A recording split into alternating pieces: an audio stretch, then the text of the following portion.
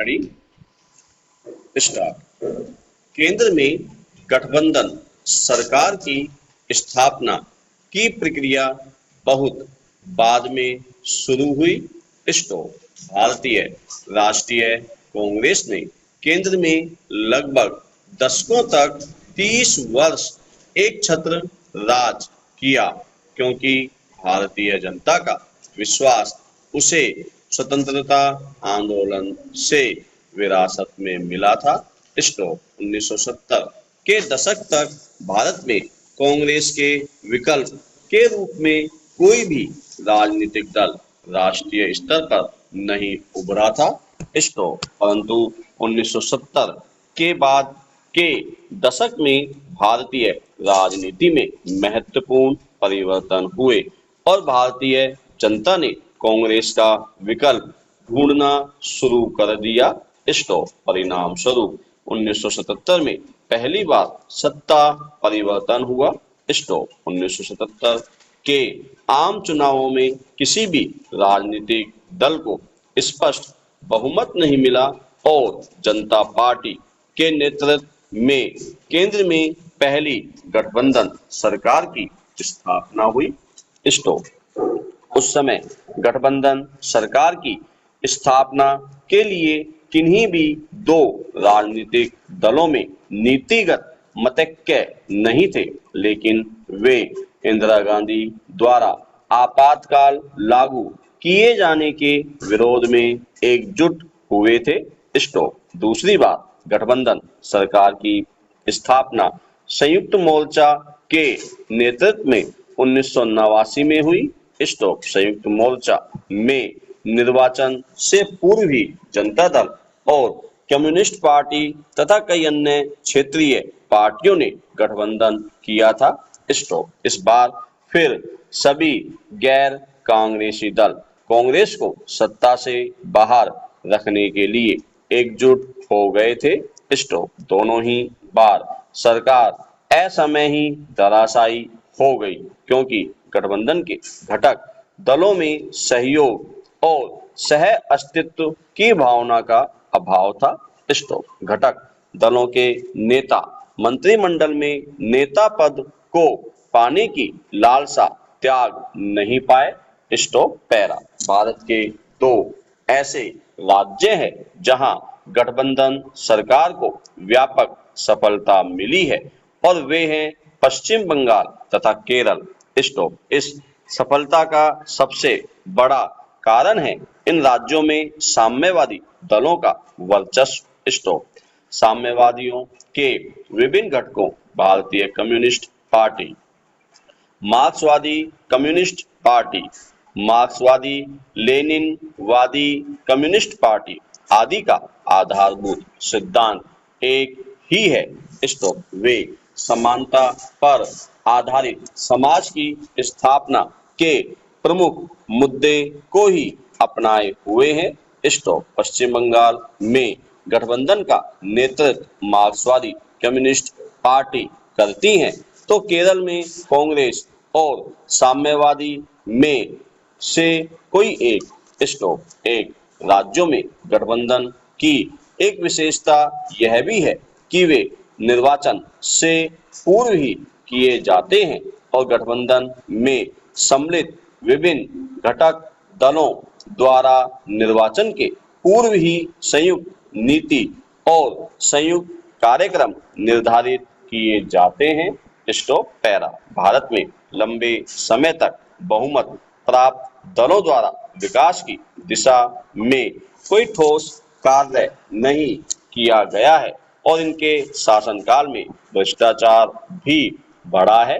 Stop. गरीबों और कमजोरों के उत्थान में भी ये सरकारें असफल रही हैं। स्टॉप। इन स्थितियों को देखते हुए गठबंधन सरकार के पक्ष में मतदाताओं ने अपना मत दिया।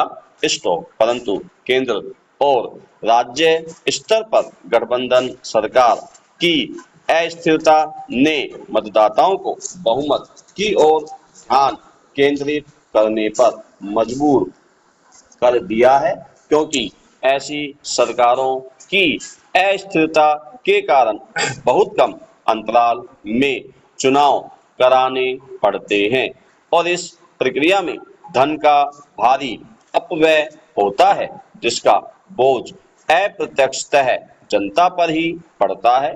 Stop para. गठबंधन सरकार के अब तक के अनुभव इस तथ्य को उजागर करते हैं कि यह हमारे देश के लिए उचित नहीं है, परंतु गत कुछ वर्षों से राष्ट्रीय राजनीति में जो बिखराव आया है, उसमें गठबंधन सरकारों से मुंह मोड़ा भी नहीं जा सकता। स्टॉप। आज कोई भी एक राजनीतिक दल अपने बूते पर केंद्र में सरकार बनाने की क्षमता नहीं रखता है। स्टॉप। इसीलिए किसी न किसी प्रकार की गठबंधन सरकार अपरिहार्य में, अर्थात चाही अनचाही गठबंधन सरकारें देश की नियति बन चुकी है। Stop para. 13वीं लोकसभा के लिए सितंबर अक्टूबर 1999 में चुनाव संपन्न हुए, जिनमें 24 राजनीतिक दलों को मिलाकर बने राष्ट्रीय जनतांत्रिक गठबंधन ने विजय प्राप्त की तथा भारतीय जनता पार्टी के नेतृत्व में सरकार का गठन हुआ। स्टॉप। अटल बिहारी वाजपेयी प्रधानमंत्री बनाए गए, जिनके नेतृत्व में सरकार ने थोड़े बहुत उतार चढ़ावों के साथ अपना 5 वर्षीय कार्यकाल पूरा किया। स्टॉप। इसके पश्चात अप्रैल मई 2005 में 14वीं लोकसभा हेतु संपन्न हुए चुनावों में 24 दलों के समर्थन से कांग्रेस के नेतृत्व में संयुक्त प्रगतिशील गठबंधन यूपीए ने विजय प्राप्त की और मनमोहन सिंह के नेतृत्व में सरकार का निर्माण किया।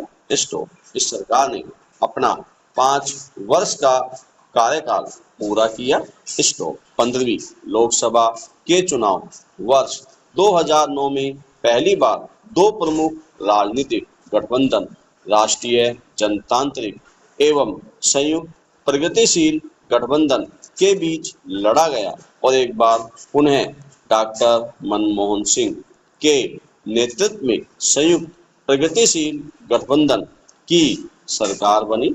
स्टॉप। 16वीं लोकसभा चुनाव में 2014 में भारतीय जनता पार्टी ने राष्ट्रीय जनतांत्रिक गठबंधन के नेता नरेंद्र मोदी के नेतृत्व में चुनाव लड़ा और अकेले ही 282 स्थान प्राप्त कर बहुमत प्राप्त किया और इस प्रकार केंद्र में एक लंबे समय पश्चात किसी एक राजनीतिक दल को स्पष्ट बहुमत प्राप्त हुआ और नरेंद्र मोदी के नेतृत्व में बहुमत की सरकार बनी।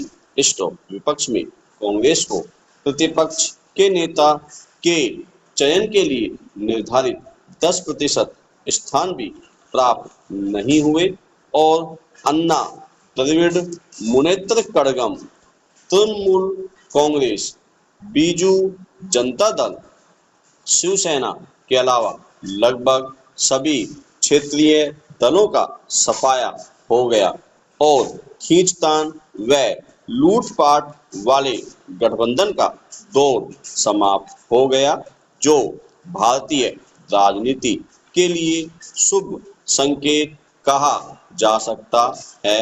स्टॉप।